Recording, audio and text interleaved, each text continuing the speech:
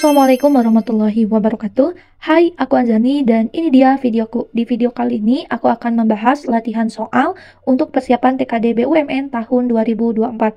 Buat teman-teman yang baru nonton, jangan lupa jika suka videonya, klik tombol like, komen, dan juga jangan lupa subscribe biar tidak ketinggalan info menarik lainnya seputar pembahasan latihan soal persiapan TKD BUMN tahun 2024. Di video kali ini aku akan mulai untuk pembahasan latihan soal verbal yang sering muncul, yaitu subtes atau materi persamaan kata dan juga lawan kata. Semoga video ini bermanfaat dan ini dia videonya.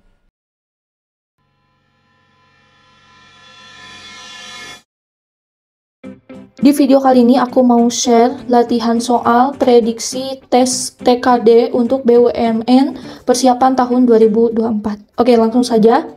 Untuk soal nomor 1. Untuk soal nomor 1 ada kata agitator. Kita akan mencari persamaan kata dari agitator. Di sini ada tandanya sama dengan. Nah, agitator sendiri apa? Agitator itu menurut KBBI adalah orang yang melakukan agitasi. Agitasi atau kata lainnya adalah penghasut. Nah, jadi pilihan jawaban untuk soal nomor 1 adalah ya D, yaitu penghasut. Nah, buat teman-teman yang kebingungan ini gimana ya caranya kita untuk mengetahui persamaan katanya, tips dan triknya adalah perbanyak latihan soal.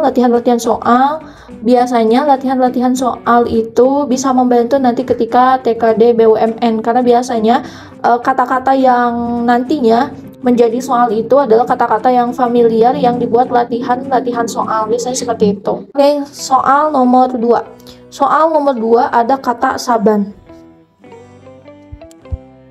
Nah, kita lihat untuk kata saban ini merujuk pada KBBI, memiliki arti tiap-tiap.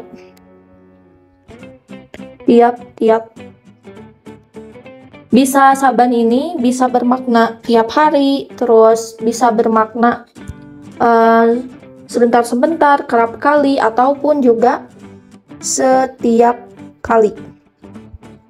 Nah, yang kita lihat untuk soal nomor 2 ini, perintahnya adalah mencari persamaan katanya. Maka saban itu, apakah A pernah itu salah, atau B sejalan salah, C jarang itu salah, D tiap-tiap ini benar, kalau E itu sekali ini salah. Awas teman-teman terjebak ya, setiap kali bukan sekali gitu.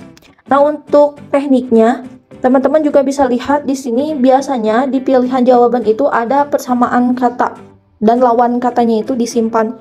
Nah, di sini kan ada tiap-tiap dan juga ada sekali nih. Di sini ada tiap-tiap, ada juga sekali. Ini antonimnya, ini sinonimnya. Makanya kembali lagi harus banyak latihan soal. Nah, jadi untuk soal nomor 2 jawabannya adalah ya yang D, teman-teman. Lanjut soal nomor 3. Soal nomor 3 ada kata eksposisi. Eksposisi itu apa? Eksposisi itu adalah uraian, teman-teman. Eksposisi itu uraian berupa paparan yang tujuannya untuk menjelaskan maksud dan tujuan. Untuk menjelaskan maksud atau tujuan.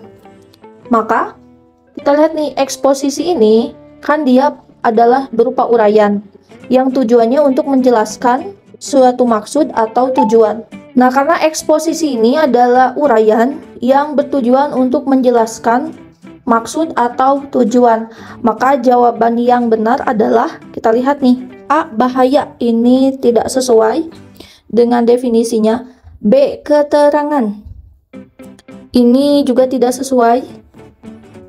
C paparan, ini benar. D. Gambaran. Ini salah. E. Expose. Ini juga salah. Hati-hati buat teman-teman yang tidak terbiasa untuk latihan soal-soal seperti ini. Jangan sekali-kali melihat pendekatan kata.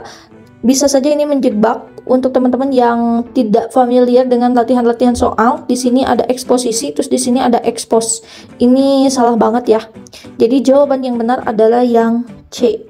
Eksposisi itu persamaan katanya adalah paparan. Lanjut untuk soal nomor 4. Soal nomor 4 ada kata legitimasi. Apakah itu legitimasi? Legitimasi itu sama aja dengan surat, teman-teman. Surat apa? Surat keterangan yang mensahkan atau membenarkan atau menerangkan tahun pemegang surat itu benar-benar dia gitu. Jadi surat yang menyatakan keabsahan gitu. Nah, kita lihat nih, apakah pilihannya adalah A, pengaturan? Ini salah. B, pengendalian. Ini juga salah. C, pengesahan. Ya. D, pengikat. Ini salah. E, itu perundingan. Juga salah. Nah, jadi legitimasi tadi merujuk pengertiannya berupa surat yang menentukan keabsahan, berarti adanya pengesahan nih. Jadi, persamaan kata dari legitimasi untuk pilihan jawaban nomor 4 adalah ya C, teman-teman, yaitu pengesahan. Lanjut untuk soal nomor 5. Soal nomor 5 ada kata nanar. Nah, nanar ini sama halnya dengan keadaan seseorang ketika merasa pusing. Merasa pusing. Merasa pusing ini bisa diakibatkan karena mabuk atau kena pukulan dan sebagainya. Jadi intinya nanar ini hilang akal. Jadi bisa karena rasa pusing tadi, ada aktivitas karena dipukul, karena mabuk, atau juga kelelahan dan sebagainya. Atau bisa juga bingung, tercengang-cengang. Bingung atau tercengang. Nah, buat teman-teman yang nanti nemu kata ini, bisa melihat ketiga hal ini, apakah merasa pusing, hilang akal, atau bingung, tercengang. Jadi nanti biasanya pilihannya tidak seperti ini, selalu kayak gini gitu. Oke, kita lihat untuk pilihan jawaban A. Pilihannya apakah A kosong? Ini bukan ya. Apakah B luka? Tidak. Walaupun di tadi definisi katanya adalah bisa saja pusing karena dipukul, itu belum tentu karena luka ya. Apakah C tajam? Ini juga salah. Apakah D berani? Salah. Dan jawabannya adalah yang ya E, yaitu bingung. Ini teman-teman ada kata-kata bingung. Jadi jawaban nomor 5 adalah yang E. Lanjut untuk nomor 6. Nomor 6 itu eksposisi. Ini sama aja ya kayak yang tadi. Yang ini, eksposisi nomor 3. Eksposisi itu tadi apa? Ya, jawabannya C, paparan. Nah, biasanya di tes juga suka ada menjebak. Jadi ada soal yang diulang kayak gitu. Biasanya kayak gitu. Jadi harus hati-hati. Oke, lanjut untuk soal nomor 7 juga sama ya. Ini legitimasi, tadi sudah ada. Legitimasi itu jawabannya adalah C, yaitu pengesahan. Nomor 8 nanar, sama aja tadi dengan soal nomor 5. Nanar itu sama aja dengan kata bingung. Lanjut untuk soal nomor 9. Soal nomor 9 ada kata-kata proksimal. Apa itu proksimal? Proksimal itu dekat ke pusat. Maknanya dekat ke pusat. Atau terletak pada daerah pusat suatu benda gitu. Atau dia tuh intinya titik terdekat gitu ya, titik terdekat. Nah, kita harus mencari persamaan kata dari kata proksimal. Apakah A terdekat? Iya. Apakah B distal? Ini bukan. Apakah terjauh? Ini bukan. Apakah D maksimal? Juga bukan. Ataukah E pendekatan? Juga bukan. Nah, di sini kita lihat ya, ada dua pilihan kata yang keduanya adalah sinonim atau antonim dari kata yang lain. Kita lihat nih, ini ada kata terdekat dan juga ada terjauh. Berarti pilihannya itu antara ini, antara A atau C. Kayak gitu teman-teman. Dan jawaban untuk proksimal ini, karena kita mencari persamaan katanya, maka jawaban yang benar adalah yang A, yaitu terdekat. Oke, lanjut untuk soal nomor 10. Untuk soal persamaan kata di video kali ini, derivasi kita harus mencari persamaan katanya. Derivasi adalah proses pembentukan kata yang menghasilkan leksem baru atau menghasilkan kata-kata yang berbeda dari paradigma yang berbeda. Nah, untuk derivasi ini, untuk pendekatan maknanya itu langsung saja. Untuk persamaan kata dari derivasi adalah afiksal, turunan kata dari afiksasi, teman-teman. Jadi ini harus diingat ya, bahwa derivasi ini persamaan katanya adalah afiksasi.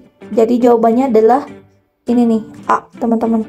Jadi A itu afiksasi. Nah, itu dia untuk 10 persamaan katanya. Lanjut untuk soal antonim. Jadi video kali ini kita akan share dulu 20 soal, ada persamaan kata dan antonim kata. Oke, lanjut untuk soal nomor 11. Untuk soal nomor 11 ada kata-kata ultima. Nah, lawan katanya dari ultima apa nih? Kita cari tahu dulu. Ultima ini definisinya apa? Merujuk pada KBBI bahwa akhir atau final. Maka ultima ini memiliki antonim nih. Antonim dari kata-kata akhir sama final apa? Apakah A, kesan? Ini salah. Ataukah B, akhir? Ini bukan hati-hati, bukan antonim, tetapi ini sinonim ya. Ini sinonimnya, maka ini juga salah. Yang C, ini final, juga salah. Ini juga sinonimnya ya.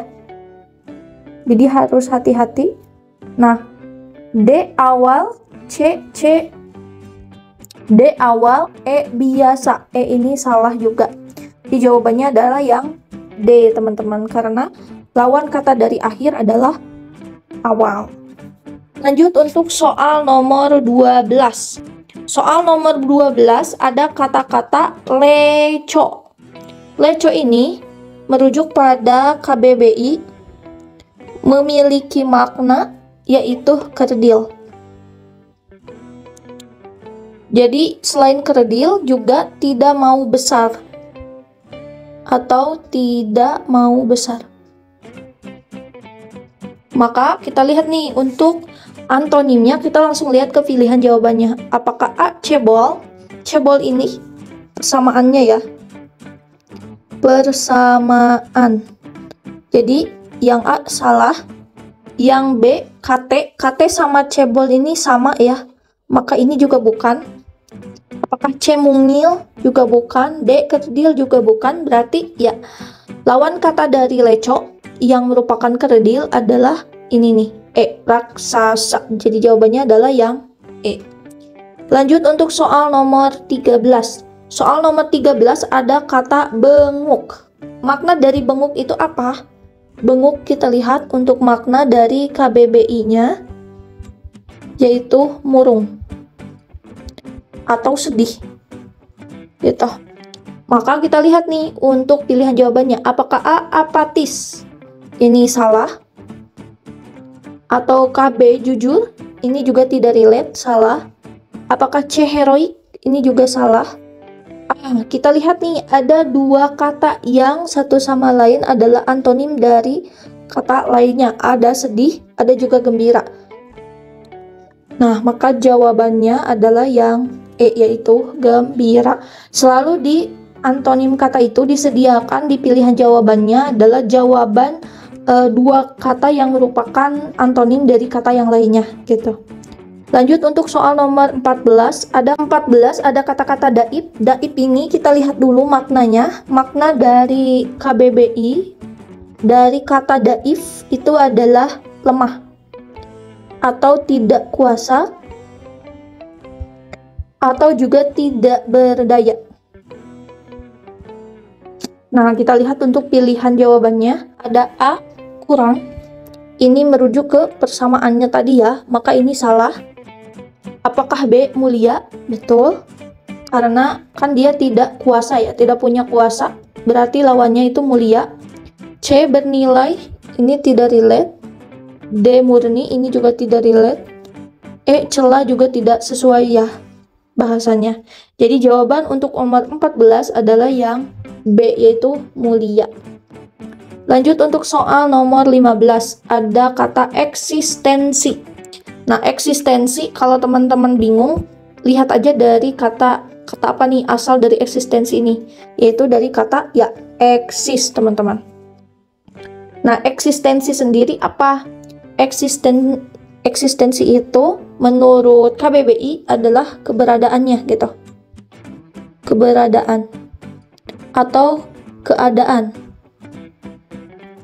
Nah, kita lihat pilihannya. Apakah A, kefanaan, ini tidak relate, ataukah B, kehampaan, ini juga tidak relate, ataukah C, ketiadaan, ini ya, apakah D, kekosongan, bukan, atau E, kesunyian, juga bukan. Jadi jawabannya adalah yang C. Kenapa yang C? Kita lihat eksistensi ini memiliki makna keberadaan, keadaan, berarti sesuatu yang ada itu antonimnya adalah tidak ada. Maka lawan kata dari eksistensi di pilihan jawaban ini kita pilih yang ketiadaan. Oke, lanjut ke soal nomor 16. Soal nomor 16 ada kata siau. Siau ini apa? Kita lihat dulu maknanya. Makna kata dari siau adalah sudah tidak panas lagi. Konteksnya adalah air yang tadinya itu panas terus sudah tidak panas gitu, sudah tidak panas. Maka kita lihat nih untuk pilihan jawaban untuk antonim dari kata siau. Apakah A, cahaya? Ini salah ya, karena tidak relate, karena yang kita bicarakan adalah ini nih, air panas. Apakah B, panas? Tentunya tidak, karena memang yang kita cari berkaitan dengan air panas ya. Apakah C, lampu? Ini juga bukan. Apakah D, udara? Ini juga bukan. Yang jawaban terakhir sisanya adalah yang E, yang jadi jawabannya. Kenapa? Kita lihat kan siau itu berkaitan dengan air nih, air yang sudah tidak panas lagi, berarti antonimnya adalah ya air yang mendidih, air yang panas, maksud saya air yang panas. Air yang panas itu berupa air yang sedang mendidih. Jadi jawabannya adalah yang E.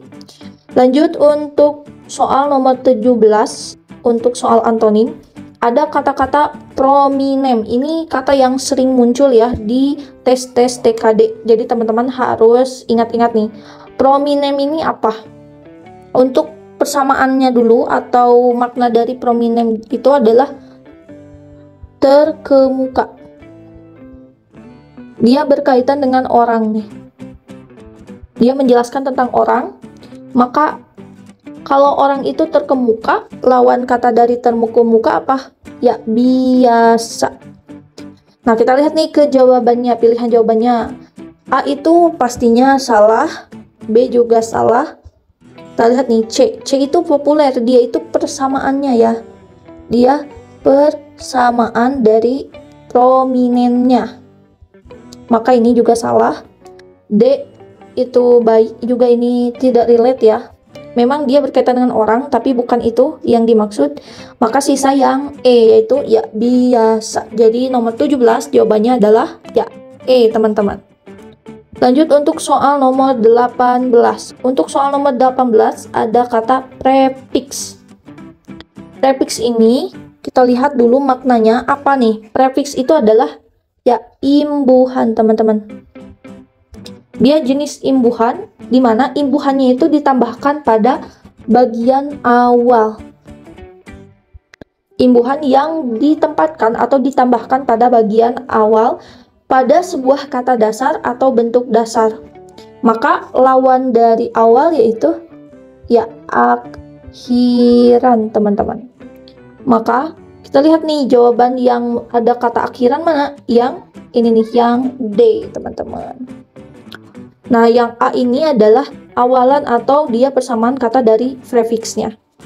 Untuk nomor 19 ada kata-kata polemik. Kita lihat dulu makna dari polemik ini apa? Makna dari polemik adalah ya perdebatan nih. Polemik itu berupa perdebatan mengenai suatu masalah yang dikemukakan secara terbuka dalam media massa. Media massa. Maka kita lihat nih maka kita lihat untuk lawan katanya apakah A debat? Ini bukan, karena ini persamaan kata dari polemiknya. B rukun, ya bisa jadi ini. C kasar, ini bukan ya, tidak relate dengan pembahasan makna kata ini. Apakah D berkelahi? Ini juga bukan. E ini masalah juga bukan. Jadi jawabannya adalah yang B. Kenapa B? Kita lihat nih. Lawan kata dari perdebatan yaitu ya perdamaian nih. Perdamaian untuk lawan katanya. Nah, perdamaian ini sama aja dengan menciptakan sebuah kerukunan. Maka jawaban nomor 19 adalah yang B.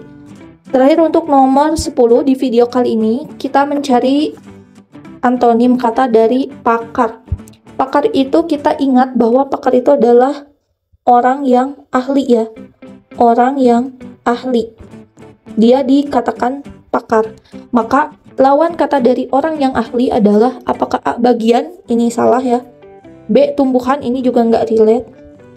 C itu kenal, itu juga nggak relate. D bawah, ini juga nggak relate. Maka sisa jawaban yang E yaitu awam, karena antonim dari ahli yaitu awam. Nah, itu dia di video kali ini aku udah share 20 soal, ada persamaan kata dan antonim kata. Next video kita akan langsung bahas lagi untuk analogi kata. Jadi buat teman-teman yang baru nonton dan membutuhkan update pembahasan soal-soal lainnya, jangan lupa untuk subscribe channel Sahabat Ilmu ini. Thank you udah nonton dan dadah!